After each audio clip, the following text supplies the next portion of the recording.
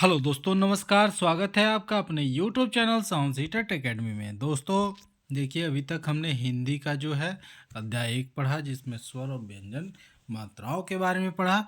तो दोस्तों आज हम वर्ड विचार एवं आरक्षित खंड के बारे में पढ़ेंगे। ठीक है दोस्तों, तो आप लोग कॉपी और पेन लेकर नोट्स बनाने के लिए बैठ जाए। दोस्तों चलिए शुरू करते हैं। हर एग्ज़ाम के लिए एकदम इम्पोर्टेंट प्रश्न, हर एग्ज़ाम के लिए। ठीक है दोस्तों, ये लेक्चर है, आप सुन तो लीजिए एक बार। ठीक है, चलिए अगर वीडियो पसंद आता है दोस्तों तो ज़रूर वीडियो को लाइक और शेयर करिएगा और बेल आइकन दबाना ना भूलिएगा। चलिए शुरू करते हैं। भाषा की वह छोटी से छोटी इकाई जो टुकड़े नहीं किए जा सकते उसे वर्ड कहलाते हैं। हमेशा ध्यान रखिएगा दोस्तों, वर्ड किसे कहते हैं? जो भाषा की वह छोटी से छोटी इकाई, ठीक, उसको हम क्या कहते हैं? वर्ड कहते हैं, जिसको हम अलग अलग नहीं कर सकते। जैसे स्वर और व्यंजन अलग नहीं कर सकते, उसको क्या कहते हैं हम दोस्तों? वर्ड कहते हैं। जैसे देखिए, एक शब्द है पीला। पीला शब्द यदि टुकड़े किए जाए तो वे होंगे पी धन ला।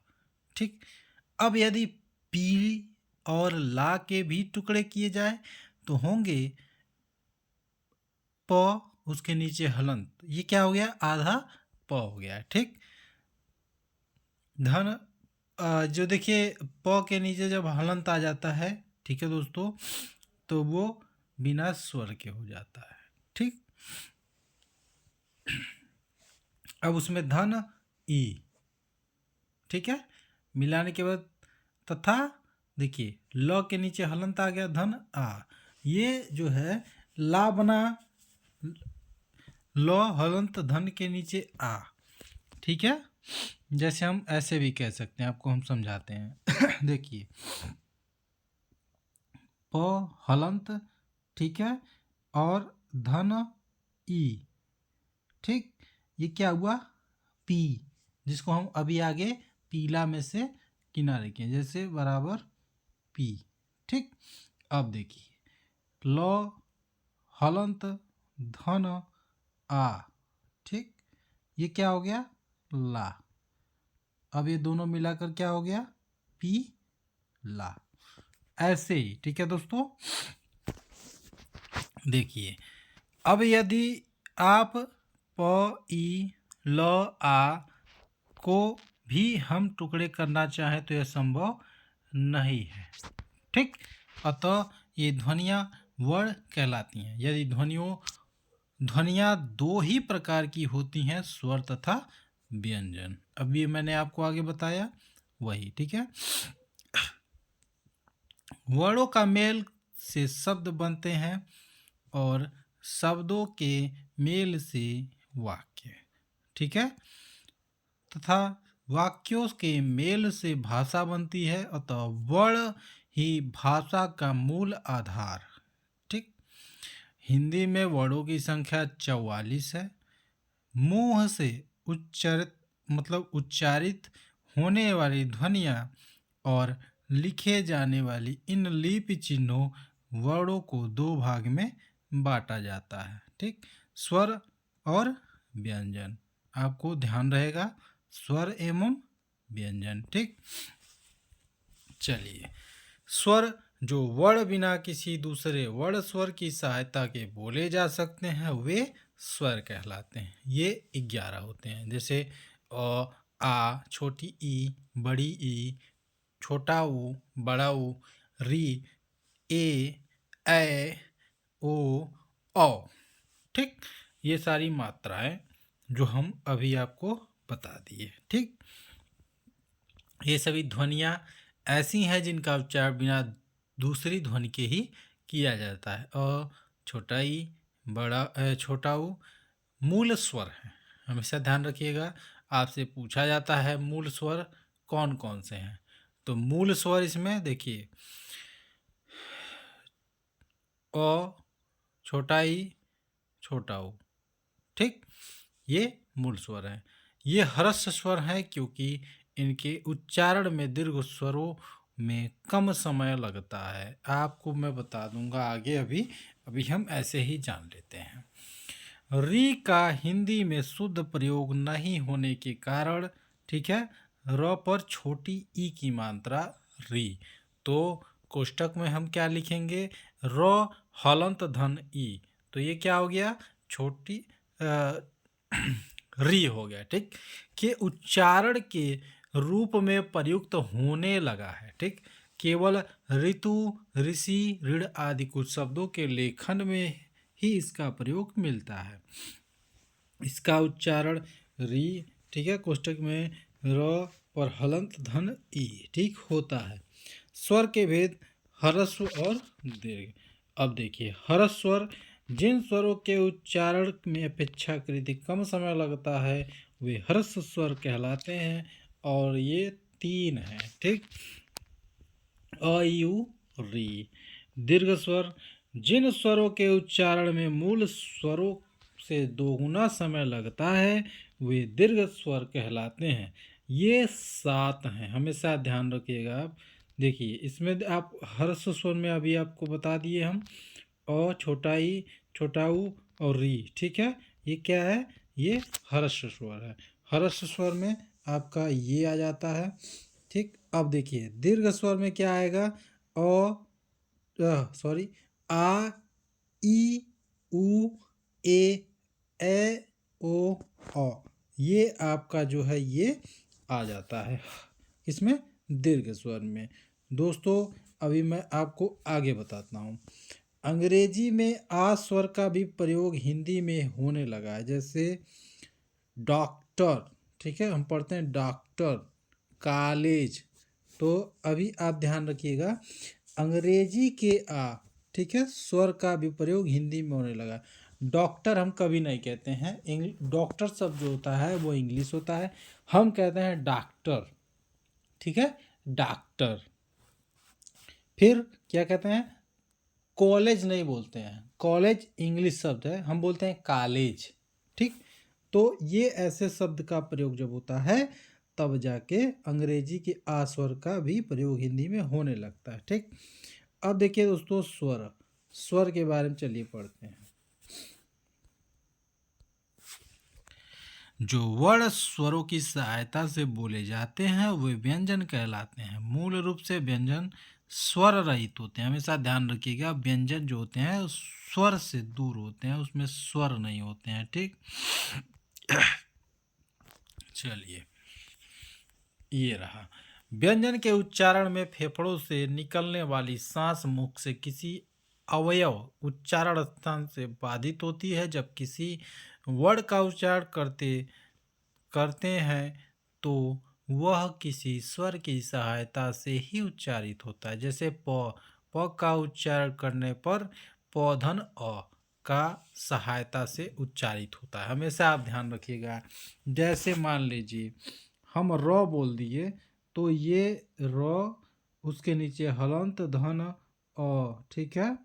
अब ये र हुआ, आप ये मत समझिए र ऐसे होता है, ये र तो है, मगर इसमें अगर आपसे कहा जाए स्वर और व्यंजन अलग करिए तो आप जब अलग करेंगे तो व्यंजन ये हो जाएगा बिना स्वर की सहायता से, और ये आपका स्वर आ गया।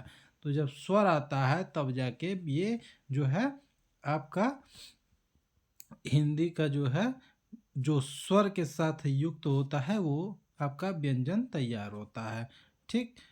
अब देखिए आप कोई भी पढ़ लीजिए शब्द। देखिए हलंत चिन्ह क्या होता है मैं बता दूं, व्यंजन के स्वर रहित होने का परिचायक है। मैंने अभी आपको बताया कि बिना स्वर की सहायता के जो व्यंजन होते हैं उनके नीचे हलंत लगता है, ठीक। स्वर रहित व्यंजन के साथ हलंत चिन्ह लगाया जाता है, या फिर खड़ी पाई वाले व्यंजन चिन्हों की खड़ी पाई हटा दी जाती है, उसके अर्ध रूप का प्रयोग किया जाता है। अब चलिए जैसे देखिए अपराहन, ठीक है, अपराहन जिसको हम दोपहर कहते हैं, पाठ्य जिसको हम पढ़ना कहते हैं, विद्या जो विद्या होता है कैसे हम लिखते हैं, पट्टा, ठीक है, आदि। अब देखिए हिंदी व्यंजन निम्नानुसार हैं, आप देख लीजिए, आप खुद देखिए कैसे। इसमें एक में भी स्वर का जो है सहायता नहीं लिया गया है। अब ये स्वर का सहायता अगर लिया जाएगा तो ये जितने आपके नीचे ये है, देखिए व्यंजन, ये पूर्ण व्यंजन अब हुआ है, इसके नीचे मिट गया ना, हलन हट गया। अब ये च पूरा छ, ज, झ, य, ट, ठ, ड, ढ, ठीक है, ण, त, थ, ये जितने भी शब्द ऐसे आप अब दिख रहे हैं, आप जितने भी वर्ड, सॉरी शब्द नहीं वर्ड है, जितने भी वर्ड आपको दिख रहे हैं ये पूरा जो है स्वर के सहायता से अब बोले जाते हैं। ठीक है, हम लास्ट में अ लगाते हैं, क, ख, ग, घ, अंग, ठीक है, जितने सब बोलेंगे तो अ लगता है, लास्ट में अ लग रहा है, आप सुन रहे होंगे। ठीक, चलिए अब आपको हम दिखा देते हैं दोस्तों।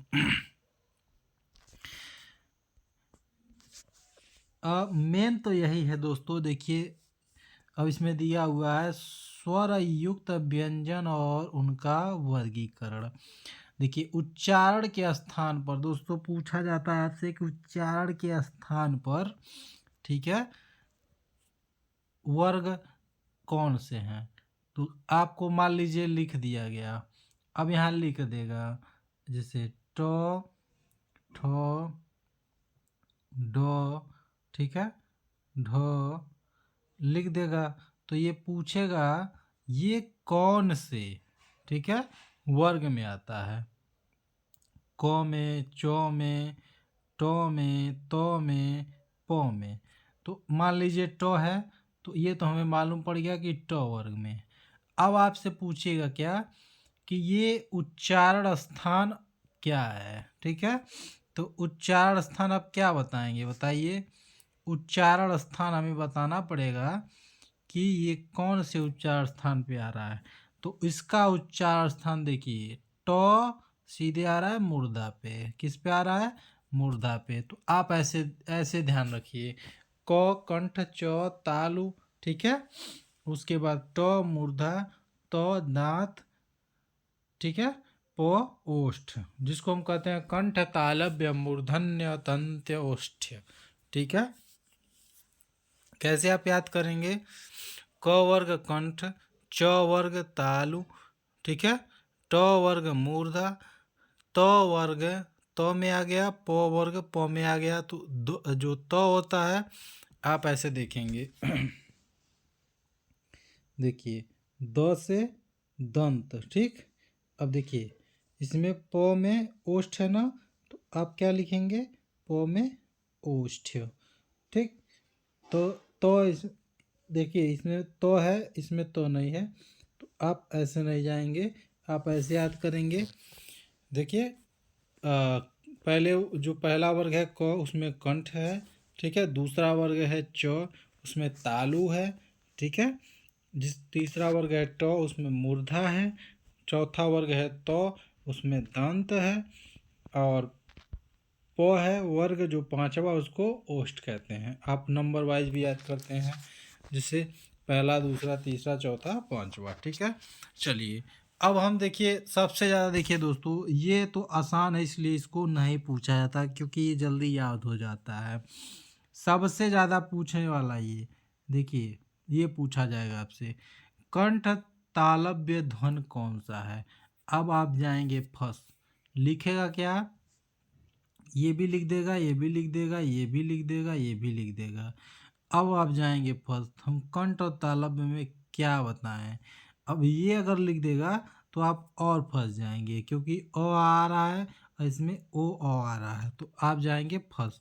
तो कैसे आप करेंगे, कंठ और तालव्य बोल के भी आप ट्राई ले सकते हैं, जैसे ओ आओ, ठीक, ये आपके गले से निकल रहा है, ठीक है, और ओठ आपका जो है, ओष्ठ जो है वो ऊपर नीचे हो रहा है, ठीक। तो ये हो गया आपका कंठ और ओष्ठ, ठीक। तालु, तो ए, ठीक, ए, ये तालु आपका तालव्य जो है आवाज निकाल रहा है कंठ के साथ, तब आप ऐसे कंफर्म कर लेंगे कि कंठ और तालु में ए है। और ठीक है, प देखिए प तो दांत और ओष्ठ, प, क्योंकि इसमें आप देखेंगे आपका ओठ जो है गोल हो जाता है और आपके दांत के बीच से हवा निकलती है तो क्या बोलते हैं? प। आया समझ में दोस्तों? कंठतालव्य दंतोष्ठ कंठोष्ठ। अब देखिए सबसे महत्वपूर्ण जो होता है वो नासिक्य व्यंजन होता है दोस्तों, ठीक है। वो क्या होता है? नासिक्य व्यंजन होता है। इसमें देखिए ड से डमरू वाला जो ड है वो, ठीक है, य ण न म, इनका उच्चारण नासिका के साथ क्रमशः कंठ तालु मूर्धा दांत और तथा ओष्ठ के स्पर्श से होता है, अतः इनमें नासिक्य व्यंजन कहते हैं। आप हमेशा ध्यान रखेंगे नासिक्य व्यंजन किसे कहते हैं? तो नासिक्य व्यंजन हम कहते हैं ड से डमरू वाला ड और य ण न म, ठीक। चलिए अब अंतस्थ व्यंजन आप जान लीजिए दोस्तों। अंतस्थ व्यंजन बहुत पूछा जाता है क्योंकि इसको लोग याद नहीं कर पाते हैं। तो अंतस्थ व्यंजन देखिए होता क्या है? चार ऐसे याद करेंगे, य र ल व, य र ल व अंतस्थ, य र ल व अंतस्थ, ठीक है। और देखिए उष्म व्यंजन, उष्म व्यंजन मतलब जिस शब्द को बोलने में आपको गर्मी महसूस हो, ठीक है, जो आपके जिह्वा को, आपके गले को रगड़ते हुए आए, ठीक है, छोड़ने वाली सांस जो घर्षण से होता है जीभ में, श जैसे हम बोलते हैं स का उच्चारण करते समय ताल से, ठीक है। अब देखिए ये जिसको हम पेटफरुआ स भी बोलते हैं, ठीक है, और ख से खटकोड़ वाला स बोलते हैं, तो ऐसे ही बोल सकते हैं, ठीक। जो ख से खटकोड़ वाला स है इसको हम मूर्धा से तथा स का उच्चारण करते समय दांतों का घर्षण करती है, ठीक। तो इसको हम क्या कहते हैं? जो है उष्म व्यंजन कहते हैं। तो उष्म व्यंजन में जो आपका होता है बड़ा स, खटकोड़ वाला स, छोटा स, ह, ये ध्यान रखिएगा, ये भी चार होते हैं, ठीक। अब चलिए दोस्तों, मैंने आपको बताया था मैं संयुक्त अक्षर वाला जो है आपको बता दूंगा। तो इसमें छ त्र ज्ञ स्र ये जो है, इसमें आपको देखिए मैंने आपको क्या बताया, बिना ये जो हलंत लगा हुआ है ये क्या है? ये बिना स्वर के व्यंजन है और ये क्या है? स्वर है। तो आप देखिए ऐसे जब क धन खटकोड़ वाला स लगा हुआ है तो ये क्या होगा? ये क स, हम क्या बोलेंगे इसको? कुछ नहीं। और जैसे ही इसमें धन अ जुड़ेगा, ठीक, ये होगा, हो जाएगा छ से क्षत्रिय वाला छ, ठीक। वैसे ही त धन र धन अ त्र, देखिए हो गया त्र, हो गया ना। अब ज धन इ धन अ, अब हो गया ज्ञ, ठीक है। अब स धन र धन अ, अब क्या हो गया? स्र, ठीक है दोस्तों।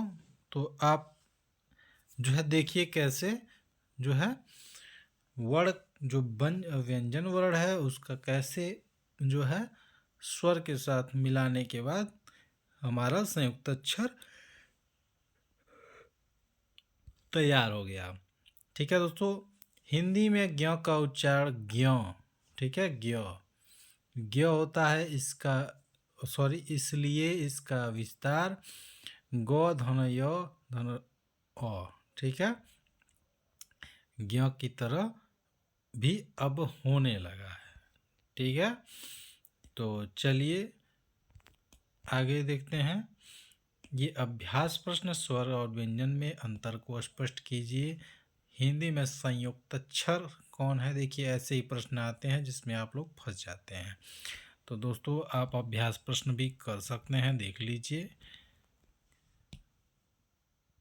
तो दोस्तों अगर वीडियो आपको पसंद आई हो तो हमारे चैनल को ज़रूर लाइक शेयर सब्सक्राइब करिए और मिलते हैं अगले वीडियो में। तब तक के लिए जय हिंद दोस्तों।